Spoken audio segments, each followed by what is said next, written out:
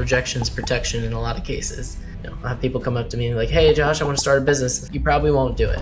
What happens is you try to appeal to everybody and you gray out your business. You don't stand out of the crowd. You don't try to appeal to everybody. Appeal to 100 people. So when we think that we have to go viral with everything, have to have 1 million likes and all this, the answer is no. 100 people is all you need. Mm-hmm. Gig work it's an EKG, man. It's not a straight climb. I know I'm good.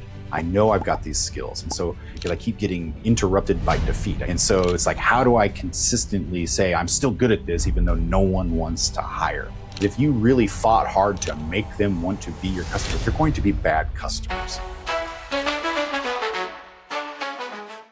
Paul, glad you were able to make it, and happy that we're here because you definitely are different than most folks, in the business world. And we were just chatting, I was playing your game. I think that's your background, the Gamified Business. And that's basically what you're doing is looking to guide folks that are a little bit more creative to help them figure out business. Because when you're super creative, the ideas never stop. And that's a great skill to have. However, when it comes to doing anything, I learned in this fancy math class I took in college, the teacher's it's better to know 100% of 80% than 80% of 100%. So I figure being creative, you're always out there, but you also got to make sure things get done. So I'm happy to have you here to chat about what you've done professionally. You've worked at Nickelodeon and all those cool places. All over the place. Now we're here. Yep. Now you're here on the Unconventional Money Moves podcast. Well, and I appreciate it, Josh. Thank you for having me. It's kind of all over the place. And what you were describing earlier about the creative mind, to me, I liken them to either linear thinkers or cloud thinkers. Creatives definitely fall into the cloud thinker. Linears are A, B, C, D.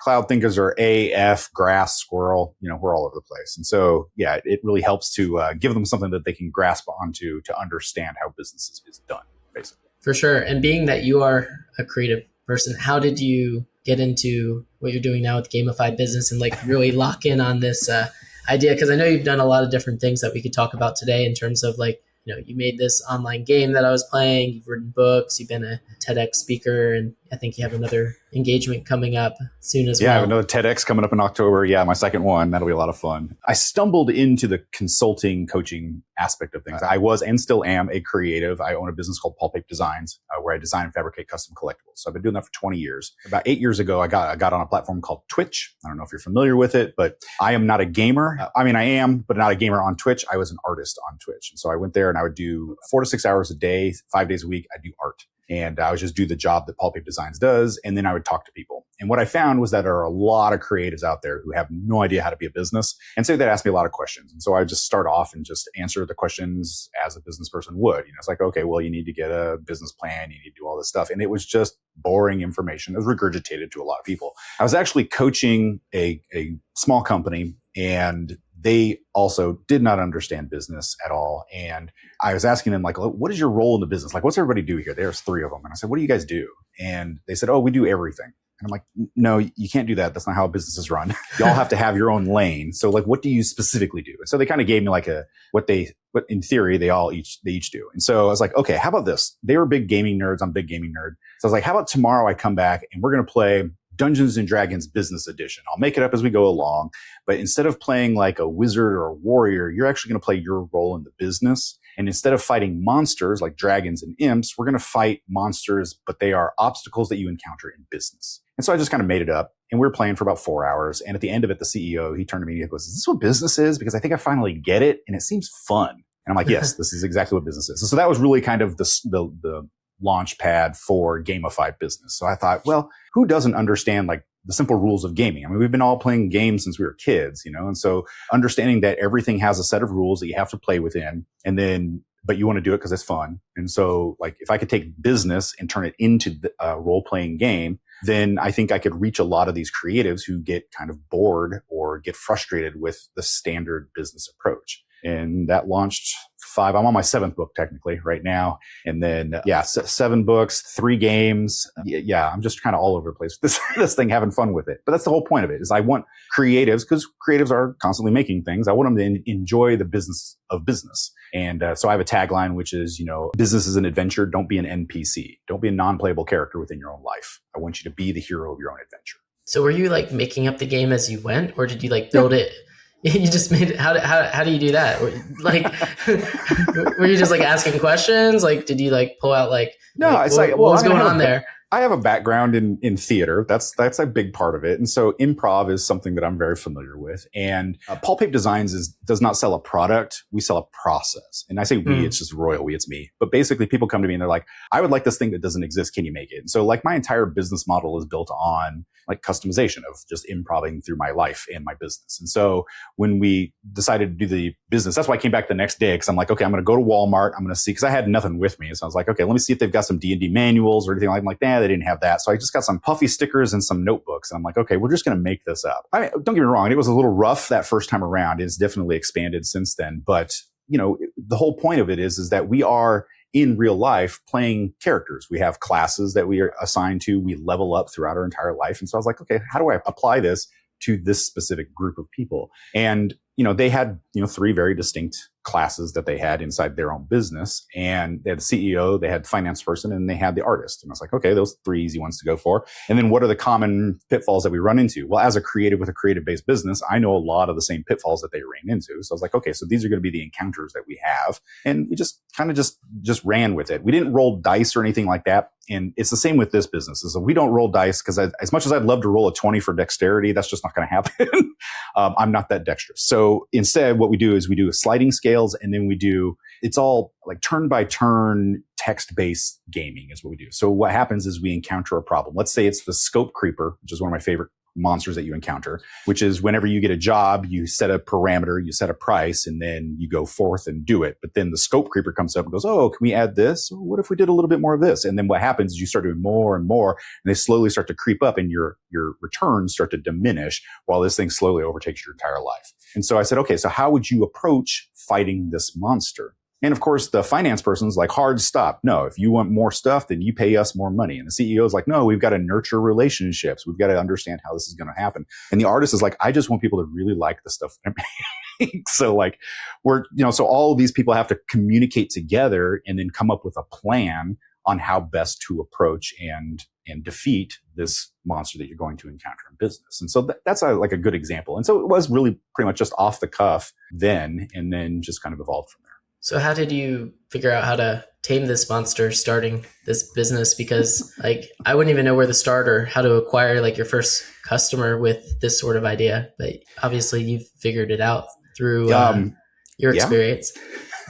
So customer acquisition has been the fun challenge for me. That is the creature that I'm still battling, because it is a different thing. I've been yelled at, like I've been literally at a trade show, like explaining this to people, and they come up and they're like, business is not a game. And I'm like, it should be. You should be having fun. And they're like, no, you should be more serious. I'm like, nah. So basically, you start out like any game. It's like, well, okay, who are the players? Well, if it's the player is you, I'm like, well, I need to get you on paper. So what we do is we start with a character sheet. It's like, okay, that's an easy way to start. And then, well, once you have a character, like, what is my role in this whole thing? It's like, well, I'm going to be the game master, because you can't be dungeon master. That's trademarked with Dungeons & Dragons. So I'm going to be the game master. And so I'm like, all right, cool. But I need to play a character within the game. So like, who could I be? Well, everybody in a role-playing game has to go and meet other people. Where do you meet? You meet at the tavern. So I was like, okay, how about I be the barkeep? And so I'm going to be the barkeep. So these people come into my tavern, they sit down, they tell me what they're up to. I tell them the monsters are where they're at and where they go. And so we call that looking for group. And so basically, so now we have your characters, we have looking for group, and then we start to go out and do these adventures. And what I found when I started getting customers with this, and I started off in colleges, because that was the easiest one in there, because I remember going to college. I have 2 arts degrees, and I remember getting out of both of those colleges, and I had learned so much information about being an artist. I learned 0 information about being a business. And so I was like, well, okay, so let me try there first. And so what we did is we did some small workshops where we'd have 10, 15 people show up to these workshops, and we'd do the character creation, which is just a deep dive into who you are personality wise, which is kind of like the quiz that you were taking earlier. Yeah. And then from there, we do the looking for groups. So they go and they're walking around. They're like, well, I'm a warrior. I need a ranger. Anybody here a ranger? And then they go and, they grab notes, and they get their 5 people together, and then we'd do some head-to-head competitions. And so we'd have the same thing. We'd apply. They're like, okay, this is the monster you all are facing. I want you guys to confer with your group and then come back and tell me, the game master, the barkeep, how best you're going to attack. And I'll tell you whether or not that is a success or a failure. And how do I know if it's a success or a failure? Because I've lived this life for 20 years, and I've definitely encountered, lost, and won from every single one of these creatures that we've encountered. And so the idea here is that it's about communication within your business. And what I've found throughout the 3-4 years of doing this is that quiet people have the best ideas. And so they actually have 3 classes within my quiz that you took there. There's 3 classes that are the quiet people. And then there's 3 classes that are the forward facing or people forward classes. And what happens is the people forward plays are always like, I've got the idea. This is what we're going to do. And 9 out of 10 times they fail. It's just not successful there. And so what you have to do is you have to confer with your group. And then sometimes the quietest person has the best answer. And in business, it's the same way. It's the people who know what's really going on are the quiet ones because they keep their head down and they do the work. They know what the business is doing. The ones that are out there trying to meet people, get clients, running the business, all that stuff. There are a lot of conversations. They're really great being people forward, but they don't know how the things work. There's a great expression, I think, from my big fat Greek wedding. It's like the man is the head of the family, but the wife is the neck. And I love that because it's the wife that turns your attention. And it's the same thing with the quiet workers. It's the CEOs, the CFOs, they're the head, sure. But the neck is all the quiet people. And they need to be the ones that really, that know how the business actually runs and whether or not things can be accomplished. The neck and the head. Well, I guess you could have no neck and have a head, but it would make life a lot difficult. Yeah. A lot more challenging. So like, you've been in the arts. That's obviously like a very creative space. I'm sure you weren't like taking business classes or things like that, unless it was like an undergrad, like requirement for a degree of something like that. But then you were working at like Nickelodeon and Disney making like props. So like at what point when you were doing that, did you decide to like start doing gamified business? Like I want to understand like that story a little bit more. Sure. So Pulp Pape Design started off as an independent. I'm a design and fabrication shop is what I am. And I've been doing that one solo for 20 years. What happened is I started building up a reputation of being the guy who can make you anything you want. You just got to ask for it. And what happened is then companies like Disney, Nickelodeon, Universal, they are all like, we have this wacky idea. Like yesterday, I got called by 2 different companies. Like, we got these wacky ideas. And I'm like, okay, cool. Here's the budget. Here's the timeline. I can make it happen. And so what happens is working with companies like that, they're like, okay, so if we have something that is completely out of the box, we don't want to hire a giant design firm because I live in Nebraska. I'm a one-man job, like one-man shop here. I do all the design, fabrication, shipping, all of that myself. And so I'm cheaper than hiring a big house like out in New York or LA. And so they're like, okay, we have this great idea. We don't know how to do it. We need it on this deadline and we don't want to pay through the nose on something that may or may not be successful. And so they'll call me up and they hire me. And so that's really, and then the reputation precedes me. And so that's been the benefit of being, Pulp Pape in Pulp Pape Design, being Santa for nerds is basically what they call me now. And so that's really what it is. So so while I work for them, I'm always a contractor. So I'm like a permanent contractor with Universal Studios. I work with the Tonight Show. I work with some of their like weird television program that they have. I've worked in the theme parks, those kind of things, but it's all through like a general contractor title. And so it's like, I'm not fully employed by any of those companies. And I just want to make sure that we're clear on that one. I'm a gig worker, but I've always been a gig worker. That's kind of how this job runs. So did you create your whole background? Because I see it. Yeah. I know it's not a green screen. No, this is all 100% tangible. Like everything on here, you can grab it. And, this entire thing. I was a set designer. That's where my background's in. And so got a degree in theater, in set design and props. And so, build all my own sets here. And so I thought if I needed to have a tavern for everybody to come meet me in, said, why don't I just go ahead and build one, put up a nice little camera, and then, because the 6 years on Twitch teaches you how to be in front of a camera and create a nice space. And so I was like, we'll go ahead and do this. So how is like being in camera different than like being on stage? Hugely different. I guess the biggest difference, and a lot of people are going to be more familiar with this, is the difference between stage and theater, or stage and film. So when you're on stage, you've got live audience. There's breathing, there's remarks, they're going to give you instant feedback. And so when you're on stage and you're talking, you look out there and you're hearing crickets, or you hear people shuffling, you see some phone lights come on, you're like, I am bombing, it's like, okay. and you get one take, you go up there and you're like, I hope I entertain all of you and give you good information.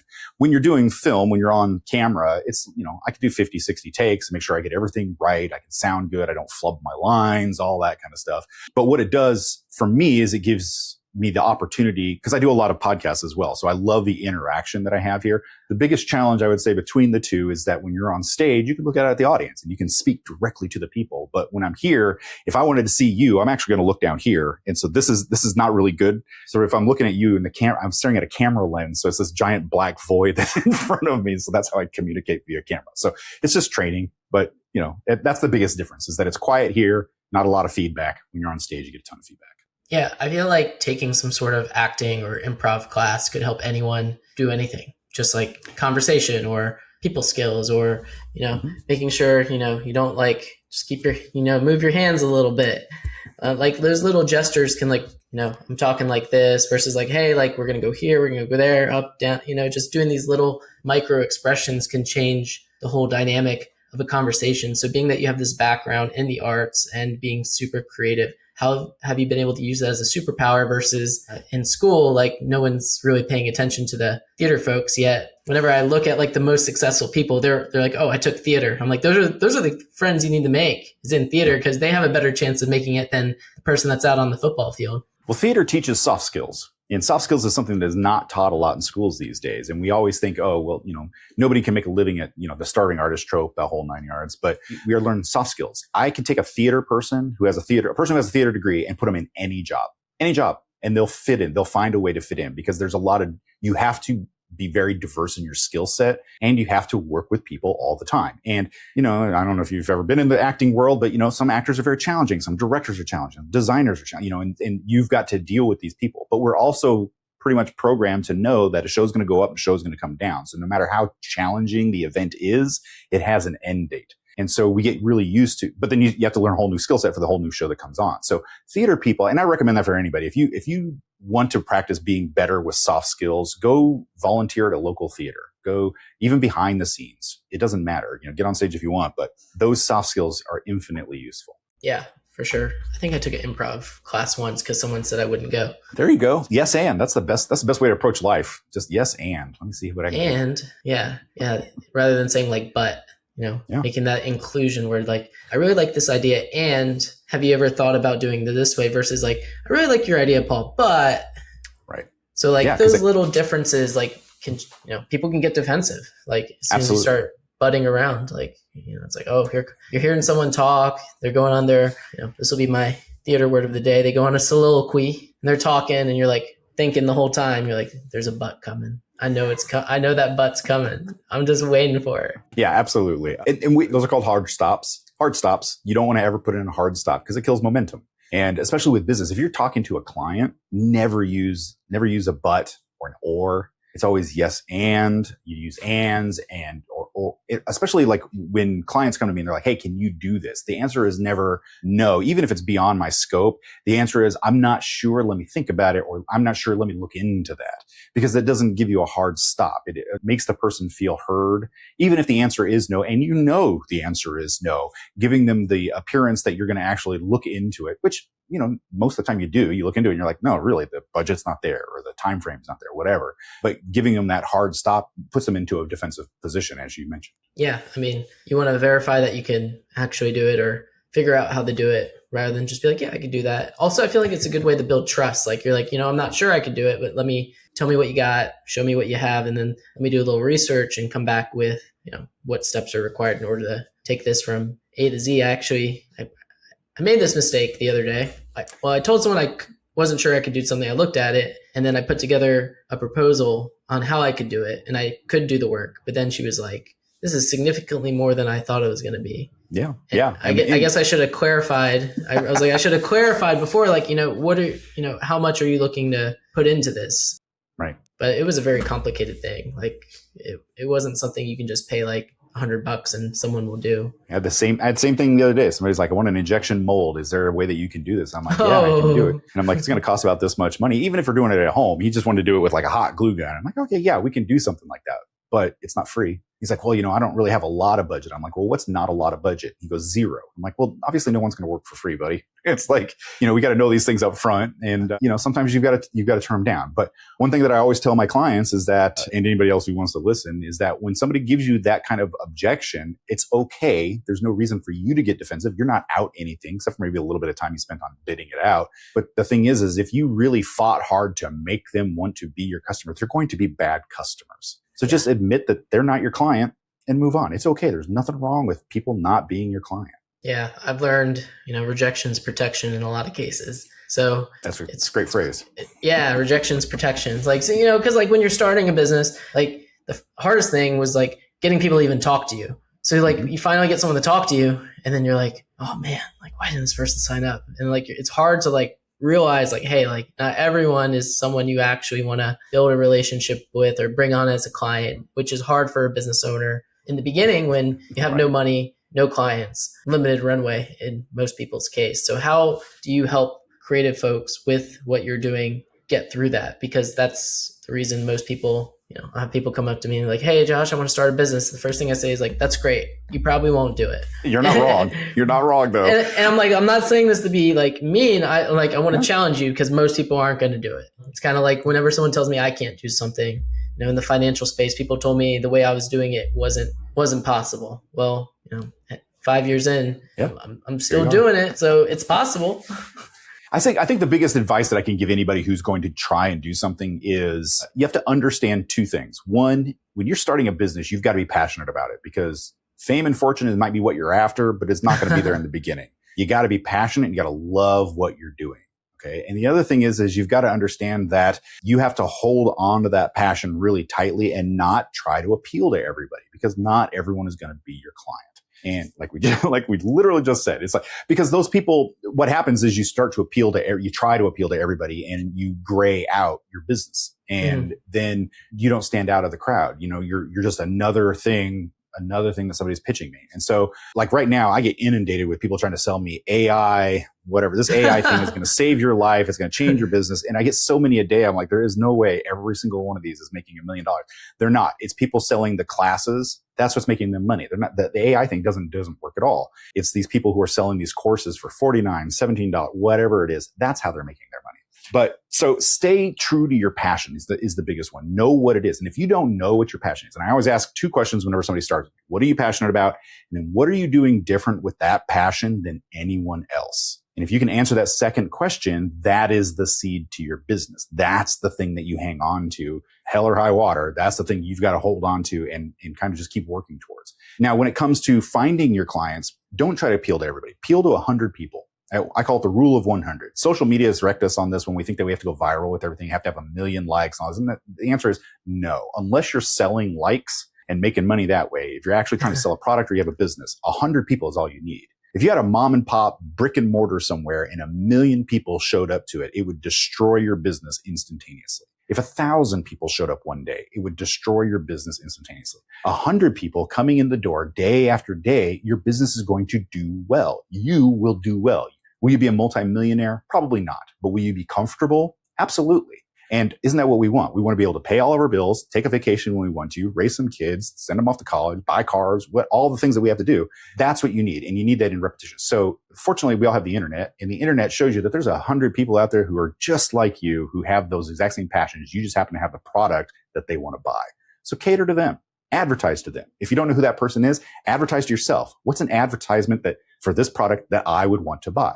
That's the advertisement you put out there. It's really just that simple. Those people will find you. It's harder. Don't get me wrong. It's harder to find those people. But when you find them, they become super fans. And then they'll start to advertise for you. Then you don't have to worry about ad spend. You don't have to worry about ROAS. You don't have to worry about, your ROI. You don't have to worry about any of that stuff because you're talking to yourself, finding these perfect people who are then going to tell other people, oh, this is where I got this from Josh. Josh is excellent at this financial stuff. Bring them on in. Yeah. That's what you need to really concentrate on. Right. I mean, you've been doing this for 20 plus years. And I've only been in business like 5 years. So basically, I just started in the grand scheme of things. So even at the 5-year mark, it's still a struggle for finding those folks or getting those referrals and things like that. So how have you kept your passion alive throughout this whole journey? Because most people, start something for a day and oh, I can't do this. And then they're off to the next thing versus we had the author of the book Chaos on. And I think it took him 20 something years to write the book. I was like, Tom, most people give up on after 20 minutes,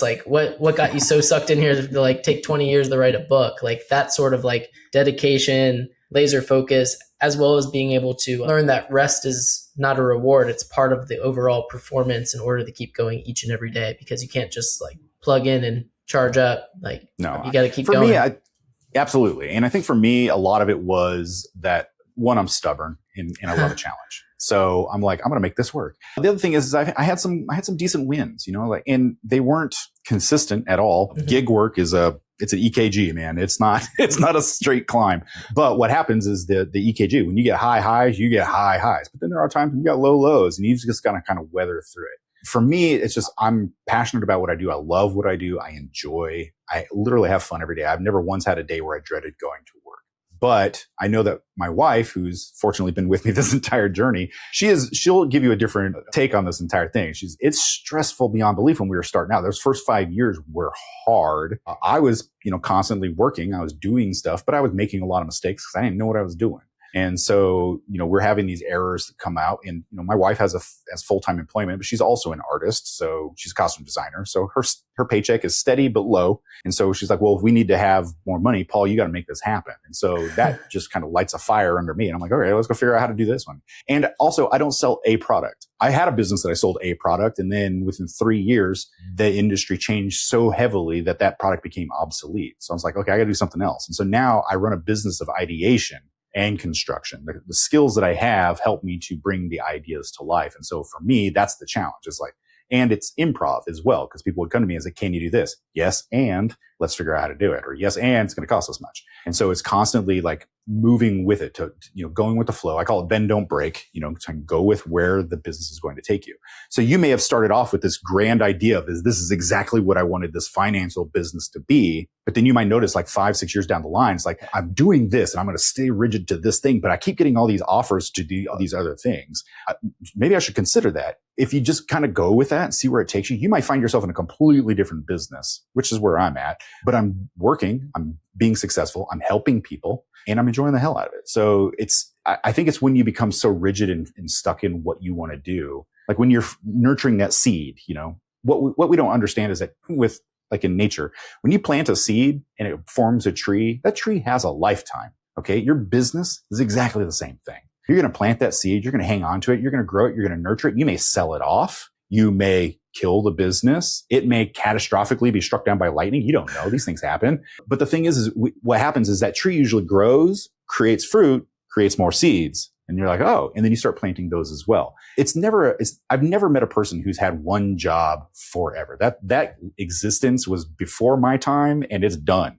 There's no 50-year golden parachute lifestyle out there anymore. And so you've got to just kind of go with where it's at and know that things have whole cycles within them. And then you just pick up and start again. Yeah. I mean, you start with one tree, and how many trees can that one tree make?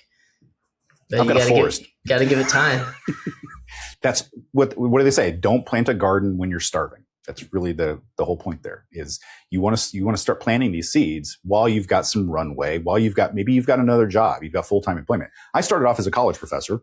I did that for 3 years. And then I got to that third year, and I was like, I hate this. I love education. I love teaching the kids. I hated the bureaucracy that went with university life. And so in my third year, I had the opportunity. I planted some seeds accidentally. I was Johnny Appleseeding and I didn't even know it. And then that actually became my first business and it really took off. And so that was happenstance, but there's always risk involved. Yeah. I mean, with this business that you're doing, and you said acquiring customers is still the challenge, even though you've been doing this for a long time. What are you doing to start to get people to open up to this idea that you've created in terms of gamifying business and breaking through, what is it called? Glass ceiling? Just because like some people this is my belief or this is religion. It's very hard to change someone's religion. Right. But I mean, this isn't religion. However, like it's hard to start to come up with that concept and idea, which takes time, and you start getting one super fan, and then you get 3, and then 6, and then 12, and then 24, and then it starts to compound over time. So what are you doing in order to adjust that in the market? A lot of live demos. I mean, because this game, it's a role-playing game. If you're not playing it, it's not going to go anywhere. And it's convincing people that it says gamified business, but we're not negating that it's work. We are just telling you that your life should have more adventure to it. And the idea is that we're going to figure out a way for you to play this so it becomes enjoyable. And so I do a lot of live demos. Anywhere that I can go, anybody's willing to talk to me, we're going to do a live demo. It's like I bring them onto the podcast on the Gamified Business Tavern Tales, and we sit there and I talk to them, and I create these beautiful backgrounds, like backstories for them. So when this person comes in, it's like, yeah, you might have been a financial planner, but I'm going to turn you into something else. You're going to be the coin keeper for this guild, and this is the story that is you. And they sit back and they're like, why go through all of that hassle? Because it makes life more fun. It's like, wouldn't you rather be known as this knight who's out there slaying dragons of business than just to be, Paul who goes out there to sit behind his cubicle and crunch numbers all day? Yes, of course. So live demos is the best way for me to do it. I try to get into as many schools as I can to kind of teach people, one, because I know that they're going to leave without the proper education. They have the skills, but not the way to pay the bills. So I want to get in there and talk to them. I do a lot of that. And then I do a lot of meet and greets. I talk to people because the weird thing about this business is it is very personalized. Like I can't come in and tell you how to run your business like I did with an art company because you're not doing art. And so I got to come in and I got to actually have a conversation with you. And so I have a lot of coffee shop visits. I sit down with people one-on-one. We do a lot of Zoom meetings and I just ask them, like what's going on? What is it that you need right now that would make your life infinitely better? And then we form a plan around that. And that's how the campaign is built. And that's really, I guess, my superpower within this business is that I can basically, I call it translation. I translate your business into the gamification and then teach you how to play your own game. Yeah. I have a client that's developing a card game that's kind of like, I don't know how to explain it, but basically it's like a virtual card game. He said it'd be on like Steam or something. It's kind of like nice. Dungeons and Dragons meets Mortal Kombat sort of deal. So like with Gamify, maybe it'd be a good connection for you, another creative Absolutely. person to chat with. I know he used to work at like Warner Brothers and do video games and stuff. Maybe you know him. I don't know. Maybe. I don't know. It'd be a nice connection to make just because I love to see people within like my ideal client is like first 3 years and after 5 years. Because those first 3 years, you don't really know what you're doing. And if somebody walked up to you, especially you're in year 5. So if like somebody came up to you in those first 3 years and was like, hey, Josh, here's a map. Follow this map. We're not going to tell you what's at the end of it, but just know that this is going to help make your journey infinitely easier. You're like, okay, cool. I'll do that. And then within those like year 4 and 5, you finally got, you know what you're doing. You've gathered your armor. You've got your equipment strapped to your back. You know where the adventure is going to take you. But then what happens is you go and you slay your first dragon and you're like, aha, this is proven. I know this business runs. Now what? That's the people after 5 years. Those are the people that I like to talk to as well. So it's when you're starting off and then when you're a little bit established, when you're super established and you've got 500 employees and all that, I can't help you because you're too disassociated from from your own business. The CEOs are lords and they're running a kingdom and I can change as many kingdom people as I can, but it's not going to change the king. And so I like smaller businesses that allow me to do these, to talk to these people within their own group. So like between like 5 and 10 people. So is this games for kids too? We do middle school, but they don't learn as much because I've got 3 kids. I've got a 10-year-old, a 14-year-old, and a 19-year-old. And every single kid that I've met, when I go to their classes or schools or whatever, they always talk about how they want to be an influencer. They want to be a YouTube star. They want to be something like, TikTok famous, all those things. But what they don't understand is that those people aren't famous for just existing. They've got to have an angle. And so I talk to a lot of the kids about like, what is the thing that makes you special? What's the thing that you're doing differently? Like my son, he loves Minecraft, so he's like, I'm going to be a YouTube Minecraft star. I'm like, cool. What are you doing differently than everyone else? Because there's 1,000 people out there playing Minecraft on television and computer. I'm like, what are you doing different? He goes, I love to build really intricate things and then blow them all up. I'm like, cool. So he's like countdown. He's like, I'm spending 2 weeks on this and he streams it. And he's like, okay. And on the end of that 2 weeks, we're going to blow it all up. And so people show up and they're like, ooh, build this. And then they all want to sit and watch it blow up. Great. There's a good angle for you. So when I talk to the kids, we try to reinforce that you've got to have that special angle. And then we do play the same games. We find groups of kids that work together because, unfortunately, we can't solo our existence. We have to, we're a tribe type of creature here. So we have to go and find those people. So working together and understanding that everybody will have input and sometimes the input's good, sometimes it's not, but working with that. So yeah, we have a scaled down, more game friendly version that's for like middle school, but then high school and on college and adulthood, we go through the actual RPG version of it. Right. Because a lot of really creative folks like start something with not even like thinking this would be a business. And then, sometimes you hit it big and then all of a sudden you're like, okay, like now you have to like go backwards and create the business for everything that you created for the world. So like, how do you help creative folks in that sense? Because most of the time, like it's be creative, create things that people are going to like, make them feel emotion. And then, emotion will get them to become a customer. At the same time though, that could be good in the beginning, yet you have to have the solid foundation on the business. So how do you help bridge that gap with the folks that you work with in order to make sure they're not building something up that's just going to implode like your son does? But that's a cool story though. Cause like, you're like, hey, over the next 2 weeks, I'm going to, you're like really talking it up. I'm going to spend, 5 hours a day, every day for 14 days to build this. And then, come on this day and watch me just hit the big red button. So what I do with people is a lot of entrepreneurs start off as solo adventurers. And they're out there, and what I call the wandering sage. They're out there, they go to this place and they're going to help this person. They're going to move on to this other place. They're not really building a foundation. And then what happens is they get a reputation.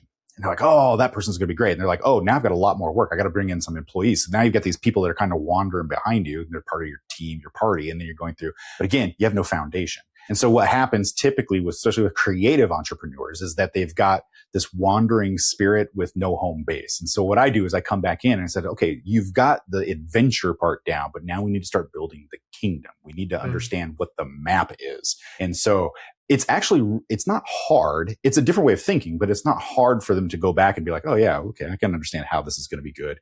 The thing is if you're too late into the game, you could be so far beyond that base that there's no way to really build that back up. And mistakes can be made.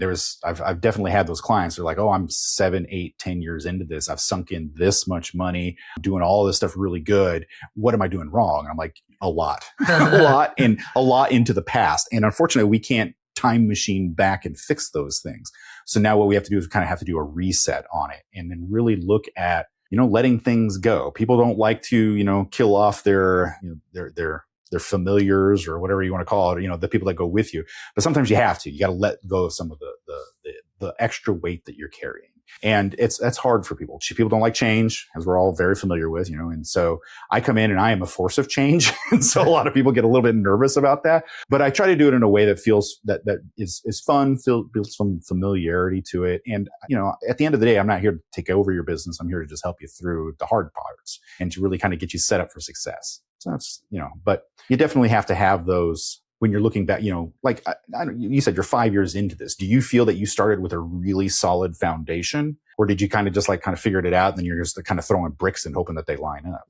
I was sitting at my kitchen table like February 2020. Wasn't a lot going on. I think we all were in February 2020. Yeah. wasn't a lot going on. And, I left corporate America and attempted to partner with like 2 separate financial folks, and both of them were, we'll call them not nice people. We didn't vibe. And I was like, well, I got nothing else to do, so I'll start something, and just started doing the paperwork and had no idea really. Like, I thought like, hey, if you're good, because like when I was in corporate America, I thought I was good. Like I was told I was good. And then I went in the real world and found out no one wants to talk to you. Being good is a curse and a blessing. Like one of them is because you build authority.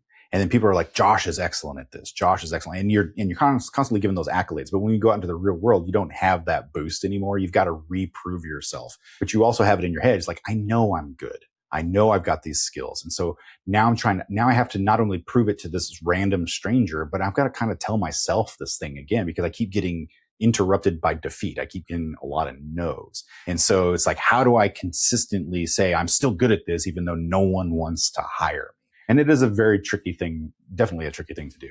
The partner thing, that can also be a mess, because typically we don't partner with people we don't know. We partner with people we do know. And I have yet to see 2 friends go into business that it just doesn't end horribly. These people were not friends.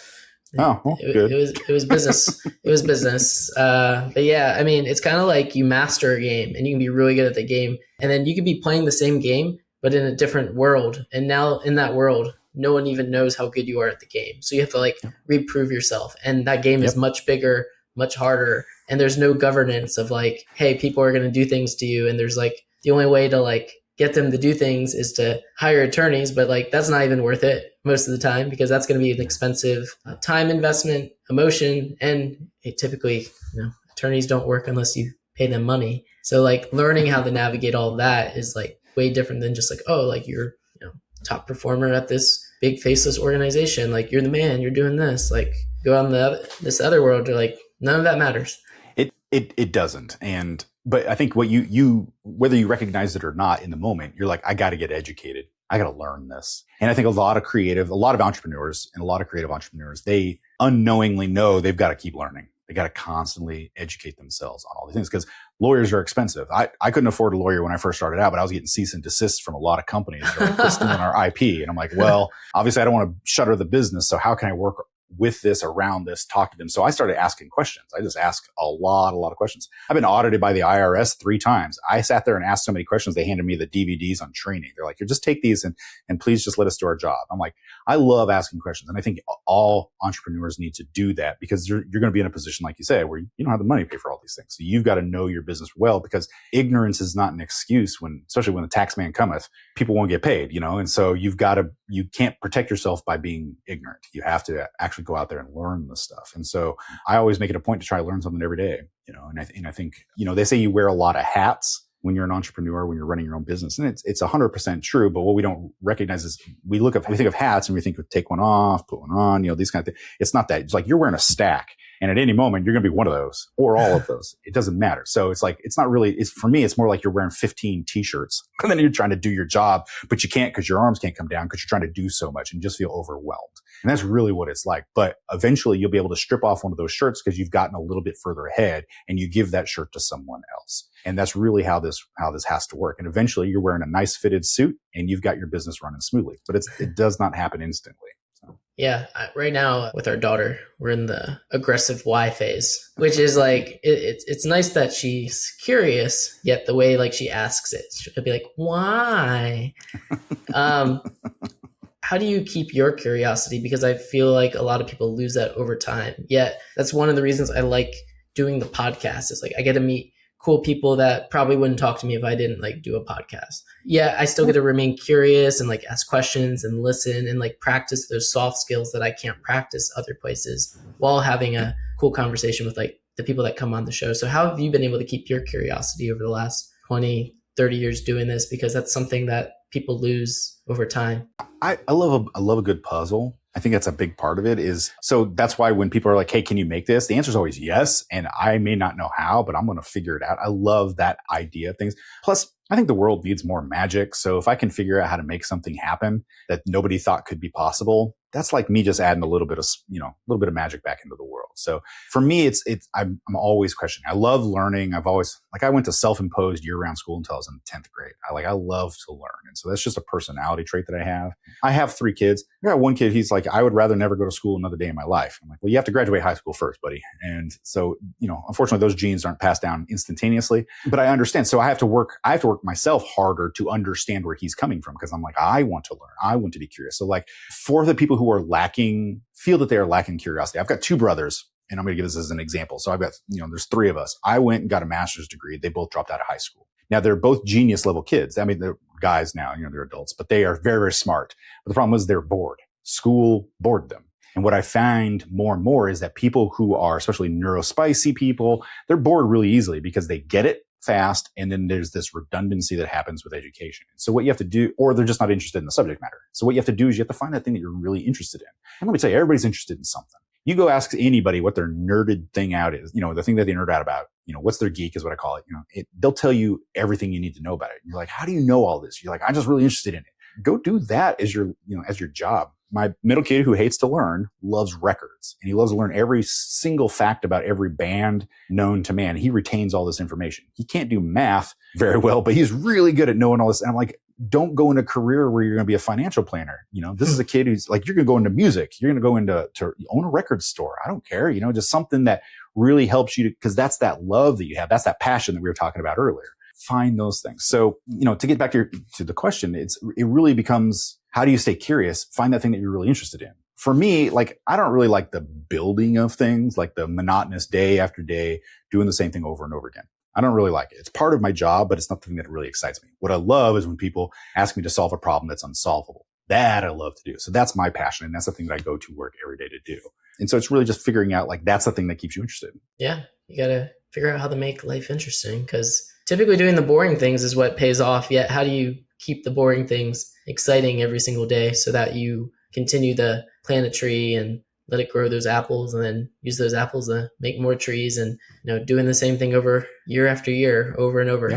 How do you keep that curiosity and that childlike, that inner child? Like, how do you get that inner child to show out in the work that you do, to help you separate yourself out from every other person that's attempting to do what you do, but you do it in a slightly different way? Exactly. So what is it? So you are into finances, that's your job. So what is it? Why are you passionate about that? What's the thing that keeps you coming back to it every day? I mean, obviously paycheck is good, but if you're still looking for customers or you're having issues there, what's the thing that really brings you to it? Where's your passion at? Well, when I was like, I think in third grade, I would like come home and like check the stock market. And like, I'd be like, oh, this is cool. Like, I'd just check it out. Like, didn't know I was learning. And then I was one of those kids who was like bored at school. Like, I got okay grades, but like, I wasn't like, top 1% of the class or anything, but good enough grades where like, people aren't worried about you. But like, I was definitely like not putting in my focus to school like other folk. I'm like, why are you studying so hard? You're like 16 years old. Why are you so stressed out? So I always liked math and I always liked people. And so like I went to school for math and learned math. Then I ended up not becoming an actuary, which is what I went to school for, ended up in finance. And I quickly found out that all financial people, most of them are just like salespeople and they don't know anything about finances. And I was like, well, this is kind of scary. So I was like, if I could figure out a way to solve that problem and build strategies that are custom to people's situations, that could be valuable. And let me see if it's possible. So that's it. There you are. Yeah. And you followed your curiosity. That's the thing there. You had something that was a tiny little idea of a long time ago. You didn't know where it would lead you. And then you found yourself in situations like, why didn't you become an actuary? Because there's always a story there. It's like, what was the thing that I didn't get a job? I couldn't get a job. There you go. Job market's full. Rejection protected me from a super boring job that I was told to get a good degree in. It was like, everyone's like, oh, you're like, you're going to be so successful. It's like a low stress job. You make good money. And I was like, well, I didn't get that job. I was like, oh man, this sucks. I like spent all this time learning all this crazy math. And then I went this other direction that led me to right here, right now. Yeah. Yeah. And that's how life works. I mean, we make all the plans that we want, but 80% of plans don't go the way we want them to. So it's like, you just kind of got to go with the flow. And that's exactly what you do. You bend, not broke. Because if you would have stayed rigid and just kept pushing to become an actuary, you probably would have eventually found a job. You would have been stressed to the nines. You would have been broke for a long time. You would have had this job. And then you would have sat at the desk. And after 3-5 years being like, this sucks. Like it may not have been for you, because now you find yourself also, I find when, actuaries, they can be, they can work for themselves and set their own hours and stuff, but it is a fairly rigid job.